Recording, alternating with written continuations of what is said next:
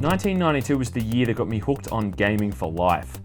The industry was swarming with great DOS classics like Duke Nukem, Crystal Caves, Commander Keen, and Dangerous Dave, just to name a few.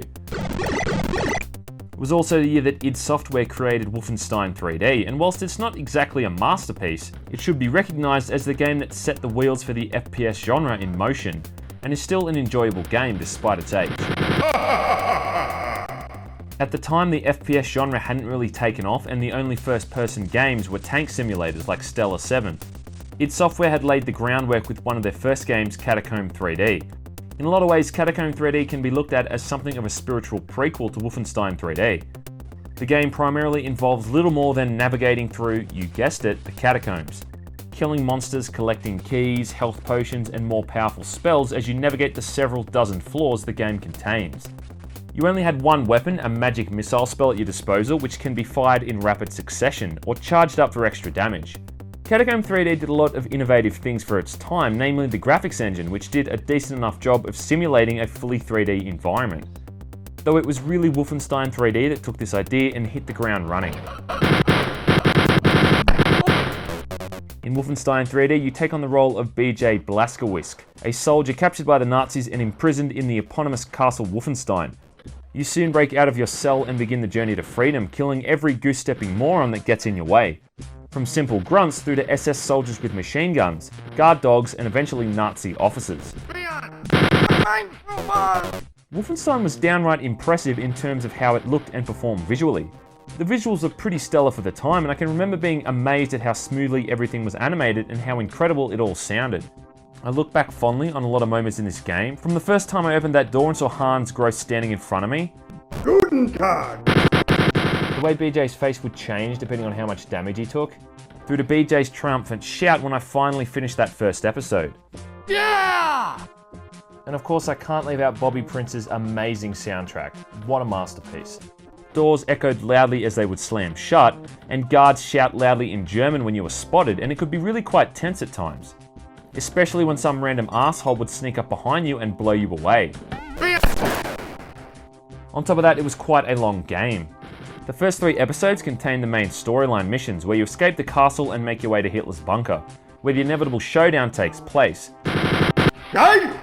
Whilst the other 3 are a prequel of sorts, titled The Nocturnal Missions, detailing the events that led to BJ's capture. Difficulty levels could be chosen prior to each mission, which mainly seemed to affect the amount of enemies in any level, as well as the amount of damage that they could dish out. Playing on the highest difficulty is still able to kick my ass, even 20-something years later.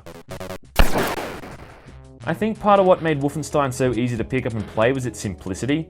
You just move around with the keyboard and use the mouse to turn, as well as open doors and fire your weapons. Each level usually requires a key or 2 to progress through locked doors to find an elevator to take you to the next floor. There's only 4 weapons to choose from: a knife, a pistol, a machine gun, and finally a badass chain gun that can empty a room of bad guys in seconds. It's not about having marksman precision or anything like that, you just kind of aim your gun in the direction you want to shoot, and the auto-aim does the rest. Health is recovered from items found throughout the environment, and you have a score system that can be increased by making kills, collecting treasure, and completing levels within time limits.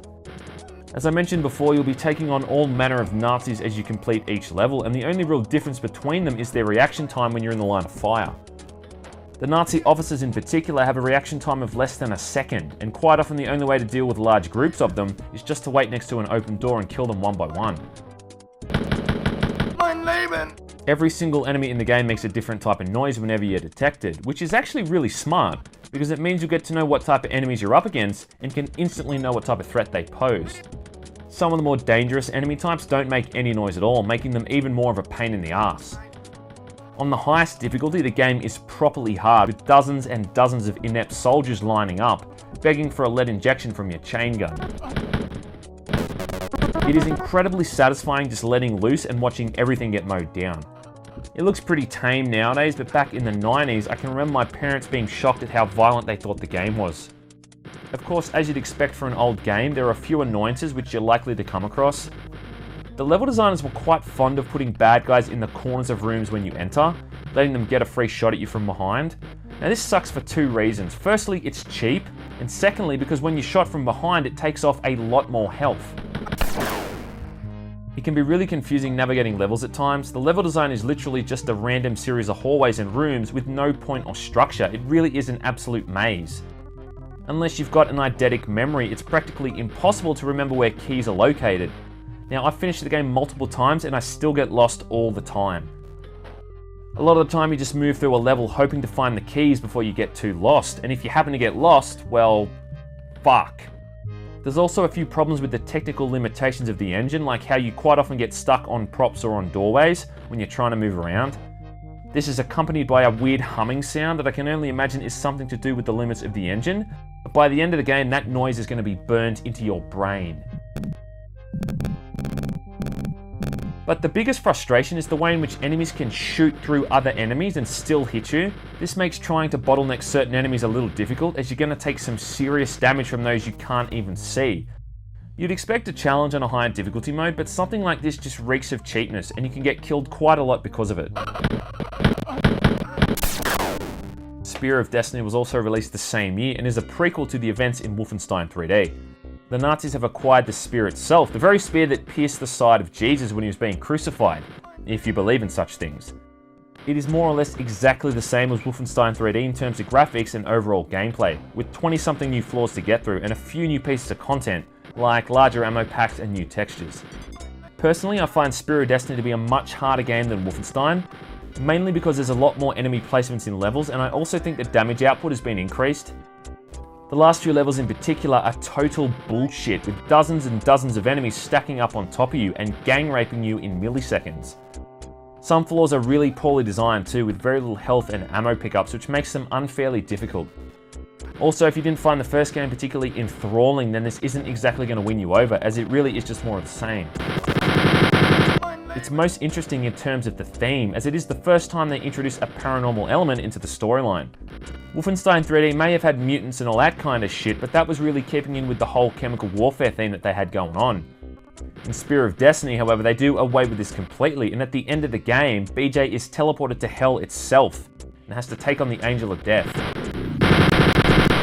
Yeah, I don't think many people saw that coming. I always thought this was an interesting precursor to Doom, and it also set the tone for the game's sequels. Spear of Destiny also came with 2 mission packs, which mainly overhauls the graphics, almost making it look like a completely different game. These mission packs are neat and all that, but the level design is absolutely ludicrous, with maze-like layouts that make Wolfenstein 3D look positively linear. The new textures and sound effects are decent enough, but this is just not a very fun game on the whole, and is confusing to the point where it just saps away any semblance of fun or enjoyment. Even though this is thrown in for free with Spear of Destiny, I still wouldn't suggest playing it, unless you've got a lot of free time and even more patience. Overall, Wolfenstein 3D isn't quite as accessible or timeless as its successors Doom and Quake, but it still is an enjoyable romp, something which gets let down more by the limitations of its engine and technology. It has a lot of charm, however, and came from a time when id Software was jam-packed with some really talented dudes, like Ramiro, Carmack, and my boy Bobby Prince. There's so many different ports of the game out there these days, and it's kinda hard not to come across it. I would think that if you're going to play some of the more recent Wolfenstein games, you should probably check this one out, just to see how things all started. I've already reviewed Return to Castle Wolfenstein, so I'm not going to reiterate on that, but in the next video I will be taking a look at the 2009 title, and we'll see how it all stacks up.